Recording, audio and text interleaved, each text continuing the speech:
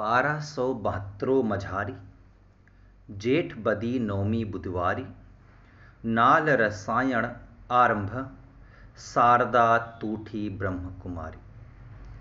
नमस्कार मित्रों, आप सभी का स्वागत है ज्ञानधारा एकेडमी के इस पोर्टल पर। आज हम लोग आदिकाल की दूसरी लेक्चर के साथ आपकी शो में हाजिर हैं। हम लोग समझेंगे रासो साहित्य को, और रासो साहित्य में किसका अध्ययन करना है ये जानना अत्यंत आवश्यक है। रासो साहित्य की बात करें तो ये रासो शब्द कहां से आया, रासो साहित्य की विशेषताएं क्या हैं, रासो का अर्थ क्या है, और रासो साहित्य में किन किन कवियों का अध्ययन करेंगे, इन सब के बारे में आपको जानकारी होनी चाहिए। तो सबसे पहला प्रश्न है, रासो साहित्य में रासो शब्द की व्युत्पत्ति कहां से हुई है। तो हिंदी के सबसे बड़े प्रसिद्ध आलोचक आचार्य रामचंद्र शुक्ल कहते हैं, 1272 मझारी, जेठ बदी नौमी बुधवारी, नाल रसायन आरंभ, शारदा तूठी ब्रह्म कुमारी। ये जो रसायन शब्द आया है बीसल देव रासों में, यही रसायन शब्द आगे चलकर रासों में परिवर्तित हो गया है। अर्थात रामचंद्र शुक्ल नरपति नाथ द्वारा लिखित बीसल देव रासो रचना में जो रसायन शब्द का प्रयोग किया गया है दोहे में, इसी दोहे से रासो शब्द की उत्पत्ति स्वीकार करते हैं।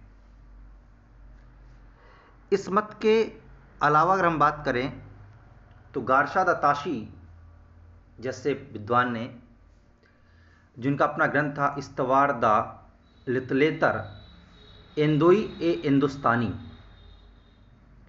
इस ग्रंथ में वो लिखते हैं कि चंद्र बरदाई ने एक रचना लिखी थी। उस रचना का नाम था पृथ्वीराज राजसु।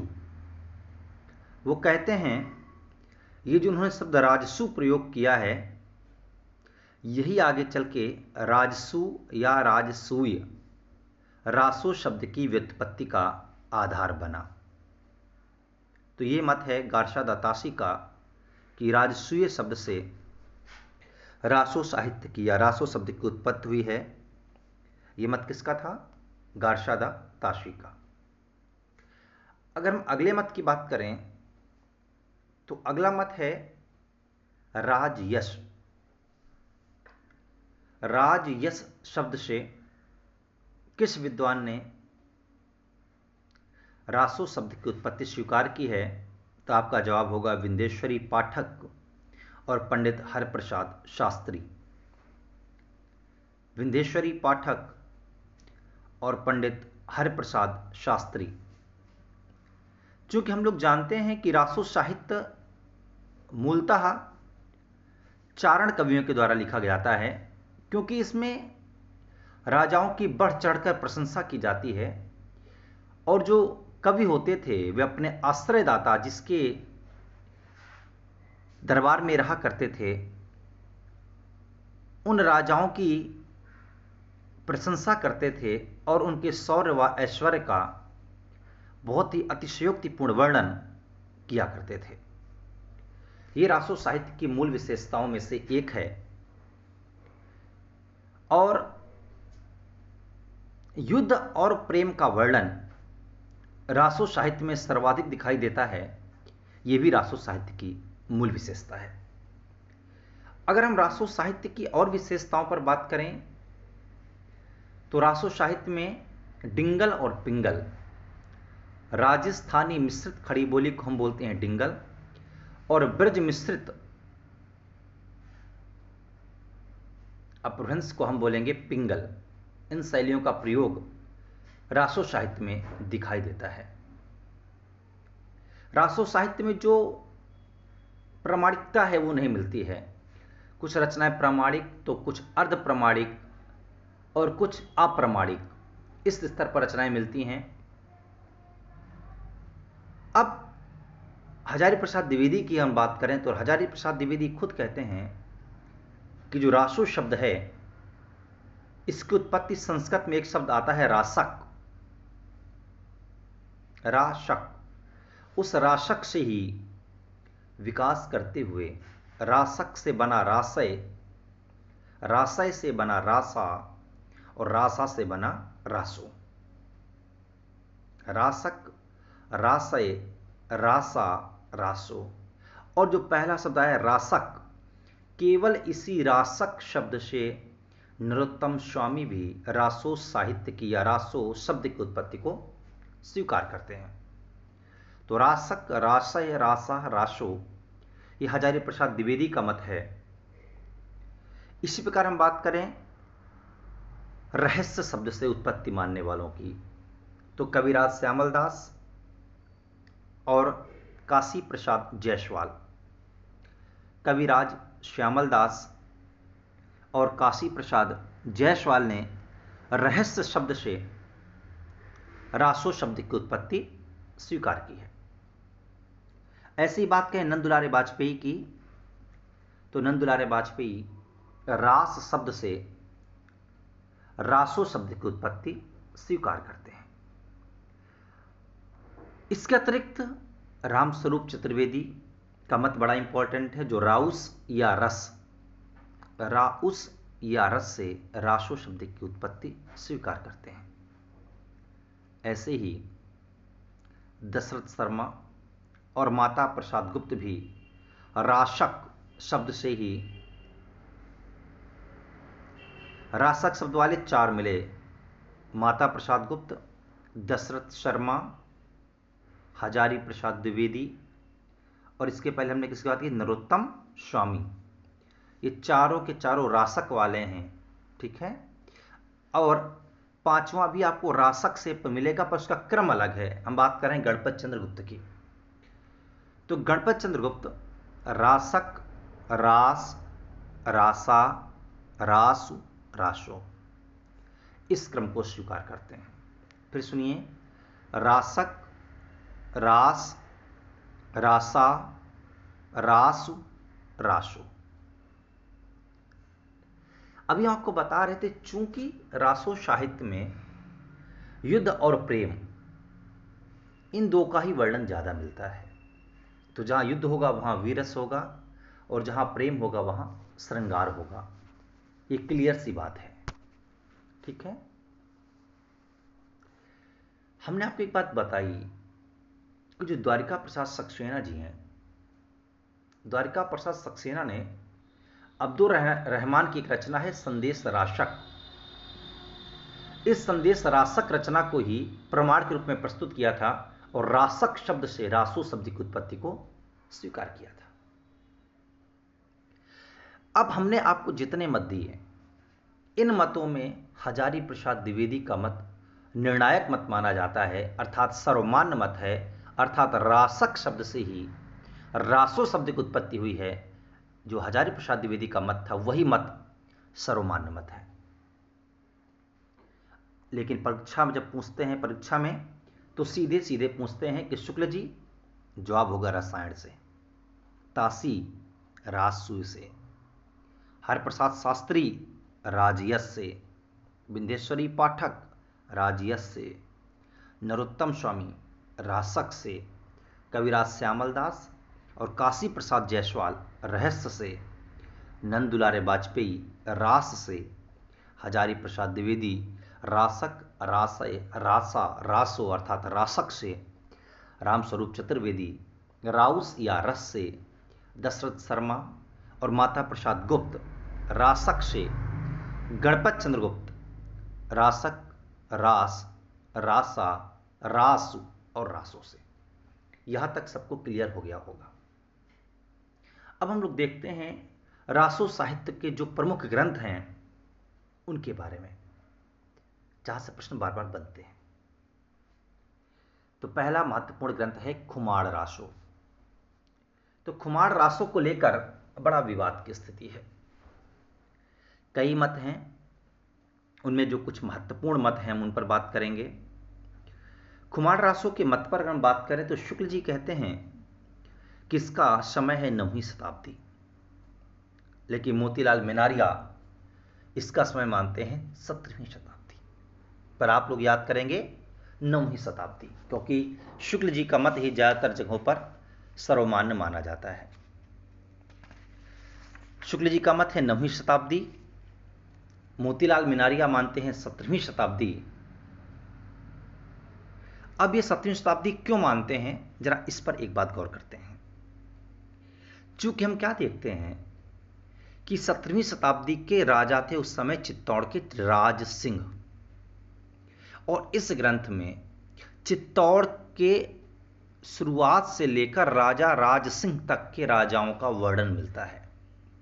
इसलिए मोतीलाल मेनारिया ऐसा मानते हैं कि चूंकि 17वीं शताब्दी का ग्रंथ है, इसलिए है क्योंकि जब राज जीवित होगा तभी तो राजा के बारे में जिक्र करेगा।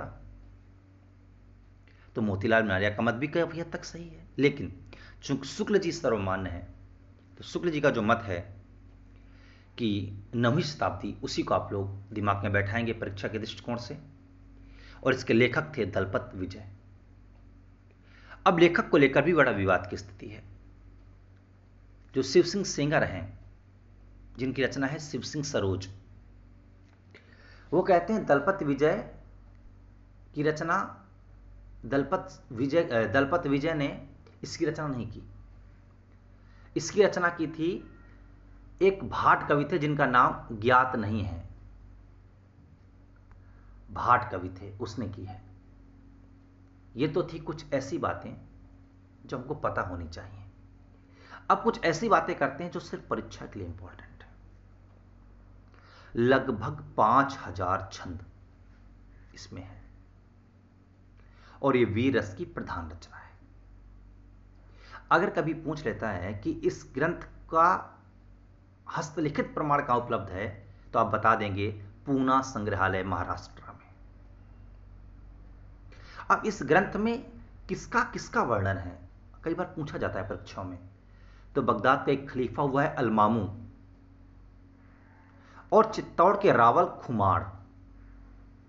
बगदाद का खलीफा अलमामू और चित्तौड़ के रावल खुमार के मध्य जो युद्ध हुए हैं, उन युद्धों का वर्णन किया गया है इस ग्रंथ में। इस ग्रंथ को रासो काव्य में प्रथम प्रबंध रचना भी माना जाता है। हम बात कर रहे हैं रामचंद्र शुक्ल के अनुसार। शुक्ल जी कहते हैं चूंकि खुमान का शासन 869 विक्रम संवत से 893 विक्रम संवत तक होता है, और इस बीच में कुल 24 युद्ध लिखे गए, और इस रचना में खुमाण नाम के 3 राजा मिलते हैं। और इस आधार पर हम बात करें तो कौन सा असली खुमाण है, यह तय कर पाना बड़ा कठिन है। इस ग्रंथ की भाषा की हम बात करें तो यह राजस्थानी भाषा में लिखा गया है। यह एक प्रबंध काव्य है, और खुमाण रासो समय काल के आधार पर सबसे पहले लिखा गया। तो जब भी सीक्वेंस सेट करने को आएगा तो आप खुमाण रासो को प्रथम क्रम में रखेंगे। खुमाण रासो क्लियर हो गया? किसी के मन में कोई डाउट, संदेह हो तो पूछ सकता है। हम बात करते हैं अगले अति महत्वपूर्ण रासो ग्रंथ की। अगला अति महत्वपूर्ण रासो ग्रंथ है बीसल देव रासो। बीसल देव रासो के रचयिता नरपति नाल हैं। इसका समय 12वीं शताब्दी माना जाता है, और अगर सीधे सीधे समय की बात करें तो 1155 ईस्वी। आप जब सरस्वती पांडे, गोविंद पांडे पढ़ेंगे तो आपको 1212 मिलेगा, और वो विक्रम संवत में दिया हुआ है। 1212 विक्रम संवत, ठीक है। अगर हम और बात करें इस रचना के बारे में, तो जो इस रचना का विभाजन है वो 4 खंडों में किया गया है। यह रचना टोटल 4 खंडों में विभक्त है। इसका जो पहला खंड है, जरा उस पर थोड़ा कथानक देख लेते हैं। क्योंकि बीसल देव रासो बड़ा इंपॉर्टेंट है, इसलिए आपको इसके बारे में अच्छी जानकारी होनी चाहिए। हमने प्रयास किया है कि आपको अधिकतम जानकारी दें। सबसे पहले हम लोग इसका कथानक देखने का प्रयास करते हैं। इसका जो प्रथम खंड है, उसमें जो अजमेर के राजा होते हैं, राजा विग्रहराज चतुर्थ, जिसे हम बीसल देव तृतीय भी कहते हैं, और मालवा के जो राजा थे भोज परमार, उनकी बेटी राजमती, इनके विवाह तक का वर्णन प्रथम खंड में मिलता है। फिर सुनिएगा, अजमेर के राजा विग्रहराज चतुर्थ और मालवा के राजा भोज परमार की बिटिया राजमती के विवाह का वर्णन इसके प्रथम खंड में है। बात करें द्वितीय खंड की, तो द्वितीय खंड में रानी के द्वारा जब राजा पर व्यंग किया जाता है तो उस व्यंग से गुस्सा होकर राजा बीशल देव उड़ीसा चले जाते हैं और पूरे 12 महीने तक वहीं प्रवास करते हैं। इन जो 12 महीनों का वक्त है, उन 12 महीनों में 12 मासा लिखा गया है, और चूंकि हिंदी में 12 मासा का सर्वप्रथम वर्णन इसी ग्रंथ में किया गया है, इसलिए ग्रंथ और ज्यादा इंपॉर्टेंट हो जाता है। जो इसके तीसरा खंड है, तीसरे खंड में रानी राजमती के विरह का वर्णन हर महीने वार दिया गया है कि जेठ में उसकी क्या स्थिति होती है, सावन में क्या स्थिति होती है, और बीसल देव के उड़ीसा से लौटने का वर्णन भी इसमें दिखाया गया है। हम बात करें चौथे खंड की, तो चौथे खंड में राजा भोज के द्वारा अपनी बिटिया को अपने घर लिवा जाना और बीसल देव का वहां जाकर राजमती को फिर से चित्तौड़ ले जाने का निर्णय करना और उसे वापस ले आना, यहां तक का कथानक चौथे खंड में है। अगर हम बात करें इनके अतिरिक्त, तो जो राजा बीशल देव का चरित्र है, उस जमाने में कवि हुआ करते थे सोमदेव। ये परीक्षा के लिए इंपॉर्टेंट नहीं है, ज्ञान के लिए है। उस जमाने में कवि होते थे सोमदेव। उनका एक स्वरचित संस्कृत नाटक है ललित विग्रह राज। उस रचना में आपको बीशल देवराज के बारे में अच्छा खासा डेटा मिल जाएगा। और हम बात करते हैं परीक्षा उपयोगी। पुनः लौटते हैं। इस ग्रंथ में सर्वत्र वर्तमान काल की क्रियाओं का प्रयोग किया गया है। इसमें कुल 128 छंद हैं और इसके कुल प्रश्नों की संख्या है 100। सबसे बड़ी विशेषता इस ग्रंथ की है कि यह कोई काव्य ग्रंथ नहीं है, इसे केवल गाने के लिए ही लिखा गया है। और भाषा की हम बात करें तो इसकी भाषा भी कोई साहित्यिक नहीं है। इसमें राजस्थानी, ब्रज और मध्य देश की भाषा का प्रयोग दिखाई देता है। इसकी रचना पिंगल शैली में मानी जाती है और एक श्रृंगार प्रधान रचना है। तो ये कुछ बातें थी जो आपको पता होनी चाहिए इस ग्रंथ के बारे में। और यह ग्रंथ मुक्तक काव्य में लिखा गया है। बड़े एक विवाद की स्थिति है जो मोतीलाल मेनारिया ने पैदा किया 16वीं शताब्दी में। वे कहते हैं कोई नरपति नाल नाम का कवि नहीं हुआ है जिसने इसको लिखा है, एक नरपति नाम का कोई कवि था, उसने केवल इसको लिखा है। यह बड़ा ही विवादित चीज है। तो बीशल देवराशो आप लोग जो याद करेंगे कवि नरपति नाल को ही याद करेंगे। अगले इंपॉर्टेंट कवि हैं आपके, अगली रचना है परमाल रासो। लेखक हैं जगनिक, समय माना जाता है 13वीं शताब्दी। यहां पर हजारी प्रसाद द्विवेदी का जो मत है, यह एक अर्ध प्रामाणिक काव्य है, मोस्ट इंपॉर्टेंट है परीक्षा के लिए। हजारी प्रसाद द्विवेदी इसे अर्ध प्रामाणिक काव्य कहते हैं।